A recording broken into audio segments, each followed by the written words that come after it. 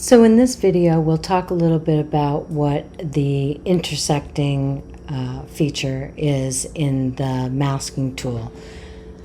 I have on the left the before and on the right the after. So let's just open this one and take a quick look at what we've got going on for our masks and break it down. So I've got a mask for the head, I've got a mask for the eye, and I've got a mask for opening up the shadows in the neck. So again, quickly, I'll close the masking space. Let's take a look at that before, and you'll see what those masks have done. I'll tap the reset button, and let's first give it an auto correction. Then let's open up the masking tool and we'll grab the radial gradient. We'll pull it over the giraffe's head.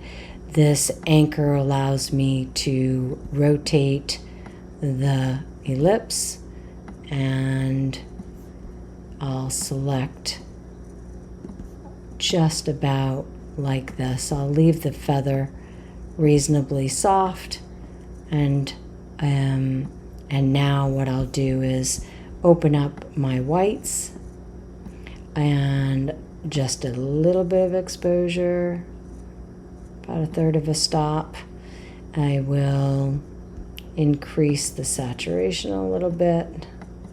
I will increase the texture, and let's give it a little bit more sharpness. Okay. Now I will name it, and we will work on the eye next. Create a new mask, take the brush tool, paint over the eye. Let's come back over here. Let's bring the exposure up a little bit and open that. Let's give it a little bit of texture, and again, a little bit of sharpness, why not? And we'll name this eye. And then let's collapse that container, add a new mask, use the brush tool, and just gently select under his chin. I don't want to tickle him. Let's see. Let's go here. And we'll brighten up the neck a little bit, open up the shadows, bring in a little bit of white and a little bit of texture, and we'll move the exposure as well. That's good enough. I don't want it to look too unreal. So now you can see that there's a bright area all the way around that ellipse behind the head of the giraffe. And this is where the power of the intersecting mask comes in.